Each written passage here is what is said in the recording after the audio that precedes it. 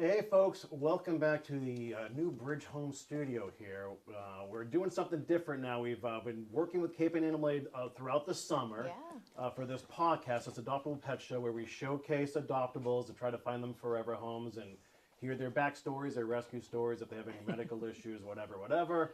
So we've been doing this on YouTube for a few months. Now today is the first time we're actually trying this for real on Bridge Cape Ann's Facebook page and Cape and Animal Aid's Facebook page. So, hi, this is Eijah, by the way. So, joining me as always is Jane Young from Cape and Animal Aid. Hello, Jane. Hello, thanks for having us. Great to see you again. And also the good doctor, Meredith Lockwood, a real live veterinarian here in Gloucester, Massachusetts. Hello, Meredith. Hello. And she's here to give us some expert advice along the way, too. So, I guess here is her introduction now. We're about to meet Eijah. Eijah, who's having a drink. Yeah. and she came in her Halloween outfit today, so very fitting. Pretty butterfly. Very happy to be a pretty butterfly. Okay, Jane, so what can you tell us about Eijah? What she is, where she's from, how she's doing? Yeah, so Eijah is about 6 months old. She came to us from Puerto Rico, and she actually came up to us at the end of August. So she's been with us for over 2 months now. She came up with 3 of her siblings, and those have all been adopted, and she's still here because she did have some special medical stuff that we were working through before posting her. Okay. So do you want me to get into that? Yeah, why not? Yeah. Because she seems, so when you arrived a little earlier, she seemed super fun, super affectionate, Super really fun, happy. Very playful, very sweet, snuggly, does great with the other dogs. She's got a buddy, Eli, at the shelter right now, who's like a 2-year-old. Little scruffy guy, super sweet. They get along great. So dog friendly, people friendly, kid friendly. Good in the car on the way over? She was good in the car. She was a little nervous at first, but she settled right down. Yeah. Did not tinkle in the car. That's a big one, you know. Yep. So yeah. And she loves snacks. Great. Love snacks. Yeah. So she's about 6 months old? About 6 months old. Yeah. And so, okay, so what was the medical issue? So when she came up, she had really swollen lymph nodes, and so Dr. Beckett took a look at her and was trying to get to the bottom of what was going on, and she actually had her baby teeth still, and it was causing an infection in her mouth. So they ended up doing some dental extractions, took those teeth out, and once they did that, the swelling went down, and she's been great ever since. Yeah. So we do have her listed as special needs on the website, but it's another one of those cases where it's on there so people are aware of it. Yeah. They can discuss it with their veterinarian, keep an eye on it. Yeah. That she's had those infections. Yeah. Before. And so, any red flags there? Like, what do you? Not at all. I looked in her mouth, and it looks very healthy at this point. So it probably was just related to her not losing her baby teeth properly. I wouldn't expect any ongoing issues. I mean, small breeds in general can have dental problems. That's a breed sort of thing. But I don't think she'll have any specific issues. She doesn't want me to look right now. Yeah. Okay, I'll stop. Good girl. Yeah, everything looks great now. So, well, that's I think she was a great patient. I mean, even when she was feeling crummy, very sweet and so she's in good health now. Yeah. So we have her listed as a retriever lab mix, but I heard the 2 of you before we went on. She's going to be huge, guys. No, she's not going to be big. I think she would pass most of the weight restrictions in a lot of apartments if that's a concern. So again, that breed is just, it's hard. It's hard to guess accurately, and sometimes it is just like a generic something that we have to put in something. So that's what got put in. But. Yeah, terrierish to me, like a rat terrier or a Jack Russell Terrier. Oh yeah. So I think her paperwork said she's 17 pounds, or she was. I don't. She might be bigger than that now. Yeah. I don't know when that was taken, but. And given that she's already 6 months old, she shouldn't grow too much from her current size. So I'd say she's probably going to be between 20 and 25 at the most. Small, definitely a lap dog. Yeah. And so we do want to point out for those of you watching for the first time too that you can always go to capeandanimal.org and see a list of the adoptable pets available. They're not all listed on the website. If they're available, they're all on the website. Yeah, okay. We do have dogs that are at the shelter that are not available, so that wouldn't be on the website, but that's because they're not available yet. So like Eijah was at the shelter, was not posted yet because she was going through all of her medical stuff, but now that she is available, she's on the website. So occasionally people come in to visit and they're really interested in someone and they haven't been spayed yet, or they have something else going on. Maybe they're being behaviorally evaluated.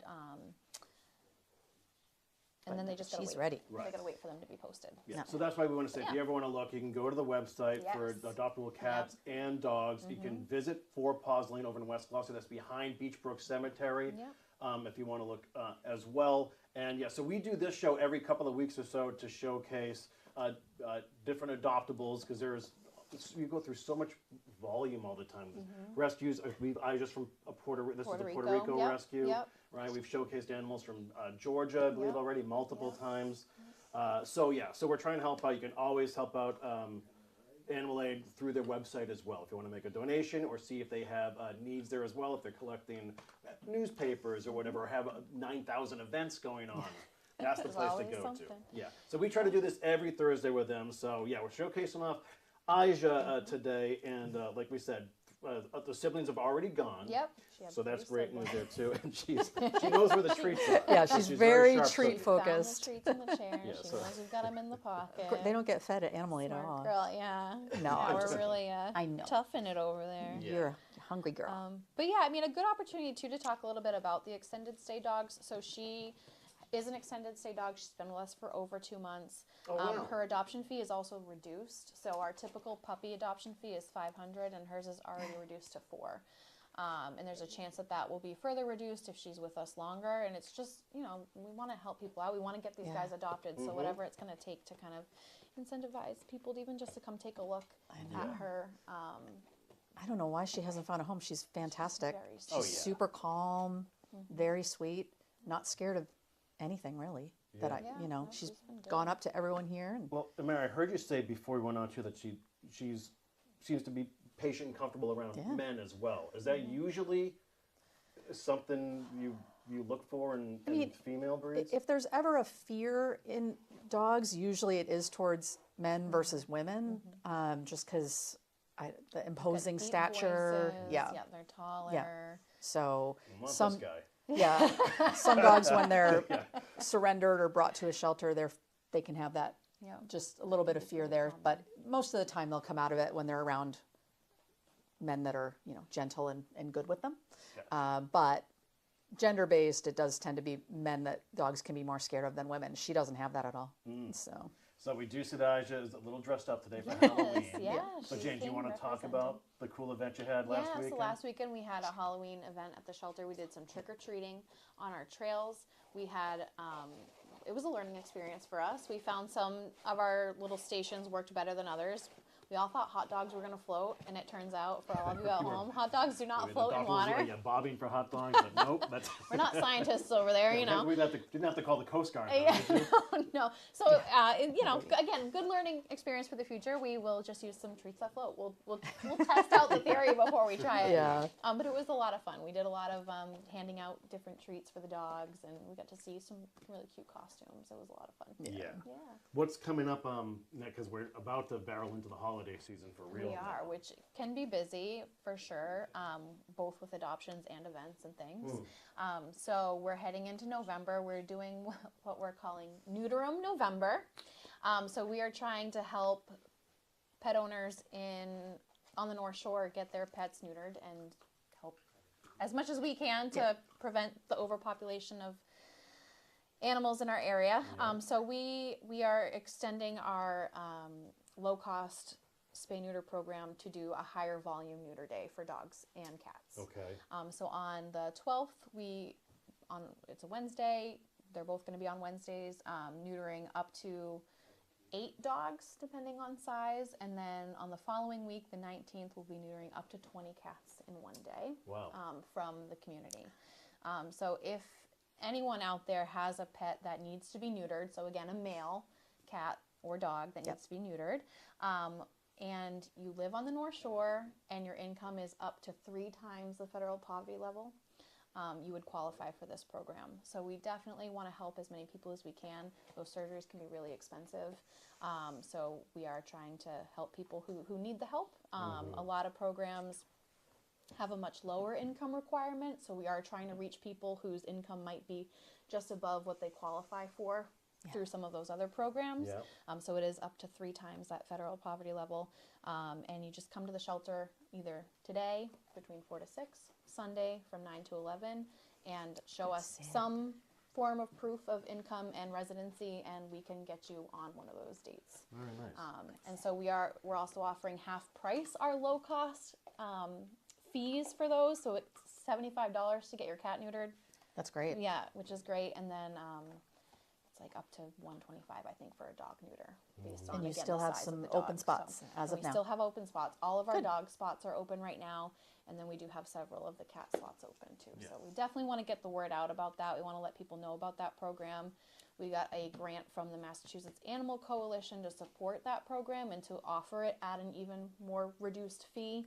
So we're super thankful for that. And again, we just really want to do what we can to help people get their pets spayed and neutered. That's great. Yeah. And people can't apply online. They actually have to go to Animal Aid Yes. to apply. We don't want people to have to send sensitive documents over email. So we're asking you to come to the shelter just to show us visually some proof of income. But we're not keeping any of that. We just want to be able to visually verify it, and then we'll set you up with a surgery date. And we should point out for those watching from outside the area, not familiar with Cape and Animal Aid, this is a no-kill shelter here in the northeast corner of Massachusetts. You have state-of-the-art facilities and an in-house veterinarian at Fort Pawsley in West Gloucester. That's where all these procedures are taken place? Yep. So that's where all of her care was done. He does all of our spay-neuter surgeries. He is now doing clinic work for owned pets in the community. So we stretch him very thin, but he is wonderful. Dr. Beckett is, we're very, very lucky to have him. And an awesome vet team as well. Yeah. And so in any given month, do you find that there's an uptick in incoming adoptables during certain periods of the year? Yeah, I know you're always working with these out-of-state agencies. Yeah, definitely. I mean, usually around like the back to school times, it can kind of slow down. People are getting back into their fall routines. Kids are going back to school. The holidays, we always talk about, can go one way or the other. Either it's really, really busy or it's really, really quiet on the holidays themselves. Hopefully it's really, really busy this year. But yeah, I mean, I don't know that we can say anything is predictable these days. Yeah, right. Well, you know what's right, because I'm so cognizant of the weather now. When you see like big storms or whatever happen in the islands, and I know that you work with them too. I wonder if there's just an uptick in the eventual rescues that make their way up. Yeah, and unfortunately, that's the hard part, is that we have to balance our population before we can agree to take something. So they always have animals that are in need, and they're finding them in all kinds of, insane situations. But we can only take in what we can take in. So they're kind of, I hate to say it, but they're kind of at our mercy and at our, the animals that are going out. We need them to go out in order to take them in. So that's why, really when you're adopting, it's a ripple effect. You're not just helping get a dog out of the shelter here, but you're helping someone leave Puerto Rico and come here after them. Right. So That's Well great. said. And you don't just do dogs, you have lots of kittens as well. lots of cats right now. So those guys have been coming in, going out. We have a lot in foster too. We do have a little bit of a cat cold going around right now at the shelter. So we have closed the cat room to visitors. So we're still doing adoptions. People can still apply, and then we'll set up an appointment for them. But we have closed it just to try to get a handle on the URI that's going on in the shelter. So it's just a cat cold, but it can spread really, really quickly when you have a lot of people visiting the cats. So you go and you say hi to this kitty, and they sneeze on you or they rub on you, and then you go and visit someone else. You've now passed that on to the next cat. So we're really trying to, once we get it under control, then we'll open back up. So just to share that, some people, come in and are expecting to visit, and that can be really disappointing, and we understand that, but it really is in the best interest of the animals. Right. And nothing alarming. I mean, No, again, just a cold, but it's just one of those things that the longer it keeps going around, the harder it is to get under control. Yeah, and I guess sometimes it's hard to wrap your head around how understanding you have to be and the kind of precautionary steps you take in a lot of instances. Like, all right, Eijah had a baby tooth issue at first, but is completely fine. Yet still listed as special needs just because, maybe something's problematic way down the line, but it's not going to happen, Yeah, absolutely. So, it's one of the cool things you learn just about having these conversations with you is all these different angles you have to look at a simple problem. It's not so simple. Yeah, and again, it's always in the best interest of the animals. So, our visitation policies that we have, and having to close to visitors and all of that kind of stuff. And, even our foster cats, we've talked a little bit about when you meet them, we do the meeting over Zoom and we don't do the in-person meetings, and that can be frustrating. But again, it's to prevent having to transfer the cats to the shelter to meet you and then back to, so it's all really with the best interests of the animals in mind. And the cats and kittens that don't have colds are available, and people can come to visit them if you have an adoption. If you have an adoption appointment. Yep. So all of the nice healthy kitties are posted on our website. You can still apply for them. And then, yes, once you're approved, we just set up a time for you to come in and meet them in person. Right. So that wouldn't be a virtual as long as they're at the shelter. And then still taking them home. And we still have a quick turnaround for adoptions. So if you are interested, you can still take them home within today, the following day. Yeah. It's still a quick process, but...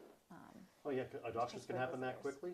Yeah, a lot of our adoptions are same day. A lot of people will apply, and really the only thing that can take a while is hearing back from those references, getting vet records from your vet, making sure that you've told your vet that we can have that information from them. So there's things that can gum up the process a little bit, but typically it's pretty quick as long as it's a fairly straightforward. Yeah.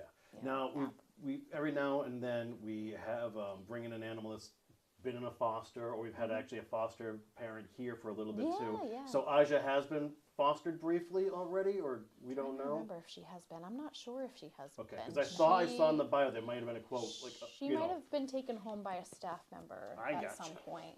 Yeah. And so then how does that process work? I'm sure you have a laundry list of fosters. Yes, we do. Right? We have around 60 foster families at any given time. Oh, and wow. they drop off and come back as they're available and that kind of thing. But yeah, so usually, we have a profile on our fosters. We know who has other pets in the home, who doesn't have other pets in the home, who has a cat in the home. And if we have an appropriate fit for them, we reach out to say, are you interested in taking someone? And then we've got like a bigger transport coming up in a couple weeks. Our foster coordinator will reach out to all of our cat fosters and say, hey, we have this big transport coming up. Is anyone interested in taking someone in? And whoever's available says yes. And then she'll say, great, I can have you take this pair of kittens or this litter or this puppy. And it's all very flexible with kind of what your household looks like. Yeah. And we always have a need for fosters. Yeah, this is true too. And a big tip of the cap to everybody allowing these pets in their homes. Oh yeah, oh my gosh, it's amazing. And to be able to say goodbye and get them into their new homes and then take someone else in, because that's really hard to bring them back.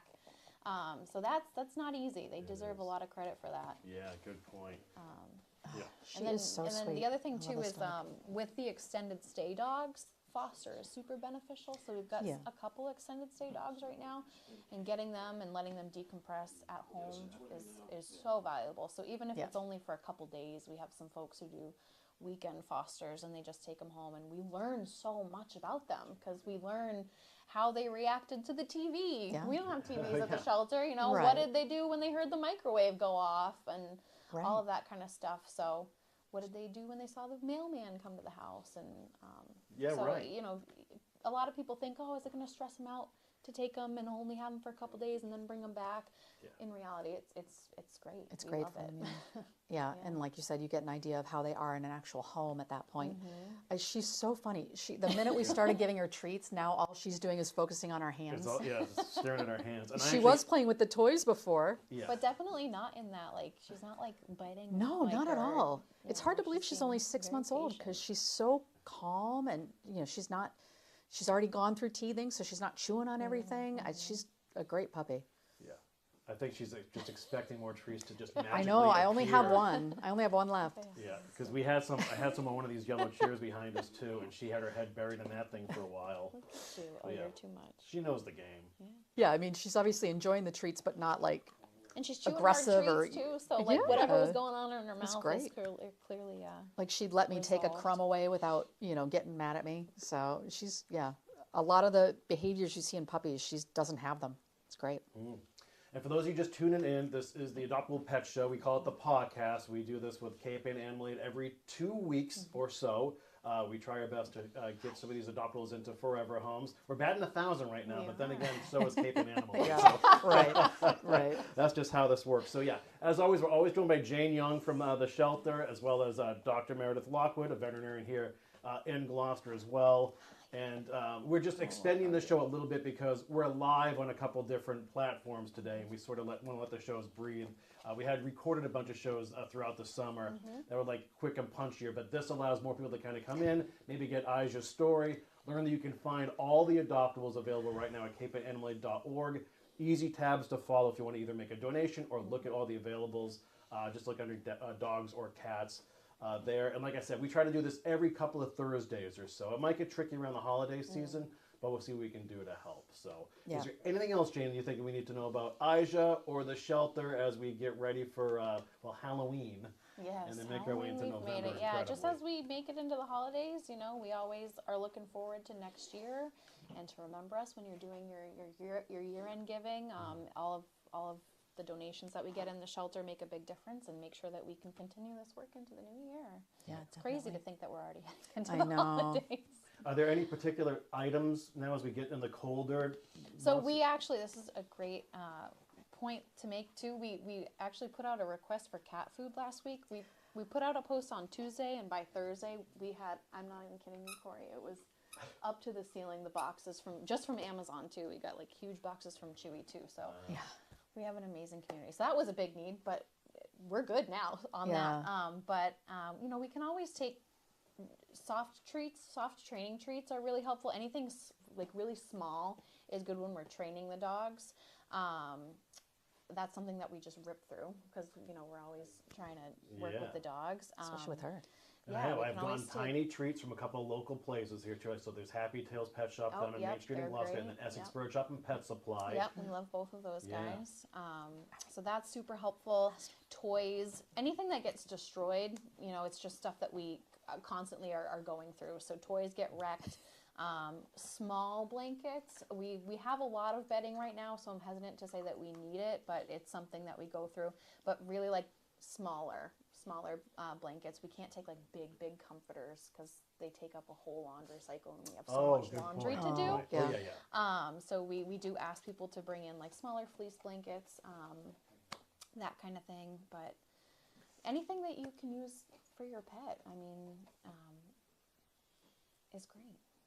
Yeah, and if people want to make a donation of that nature, Yep. do they contact you first? Can they just go to Four Paws Lane? Depending on what it is, we ask you to contact us. So sometimes people will reach out about medication, and we just want to run that. We want to make sure it's something that we're going to use, because sometimes it's some stuff that's pretty rarely like used, and in that case, it's like it's just going to sit. And if we don't have anyone who actively needs it, so we would ask you to run that kind of stuff by us. People ask about donating like pet stairs and all of that kind of stuff, wheelchairs, and we can't really take that stuff because, again, we don't need it very often. Right now, I think we have like a few wheelchairs that just aren't being used, and it'll be great when we need them. Sure. But so some of that one-off stuff, if you have something, you can always reach out and ask if we can use it, but just know that we can't always, and we don't want it to go to waste. We'd rather see someone get some use out of it. So, so yeah. If you have physical items, we would ask you to just shoot us even a Facebook message is fine. Yeah. Well, we're at that point, folks, where it's time to get Eijah a forever home. Yes. She's a sweetheart and super fun and friendly and affectionate. I don't know if she was rolling over on her back for us to get belly rubs when that was on camera or not, but she was doing a lot of that, coming in and greeting everybody. We have a crew of, we have people behind the scenes as well here too, and she's been super friendly with everybody too. Big So. bearded men, And no barking with yet. them. No barking. No barking. So yeah, what a sweetheart. No guarantees on that, but she has not barked here. Yeah, she is loud in the kennel, so Okay. we do not want people to be totally turned off by that if you do come and visit her, because once she's out, she's been really good. Yeah. But sometimes that's just a different environment. It's scary for them, or Talking they want to to get out. Other dogs, yeah. Yeah. Let me out of here. Well, you're on the clock, community, now. Eijah is up for adoption, and so are a bunch of others. Just go to capeandanimalade.org and learn more about all these available pets. And in the meantime, we'll work on the next show in 2 weeks' time. I'm sure there'll be perhaps another rescue, another wave of adoptables coming in. And so we can't wait to show them off and share them with all of you so we can help get them some homes to live in, right? So, all right, as always, thank you, Dr. Lockwood. You're welcome. And Jane, always great Thanks seeing for you again. having We'll do this us. again in 2 weeks. And so thanks for tuning in to this live broadcast of the Adoptable Pet Show with Cape and Emily. See you soon.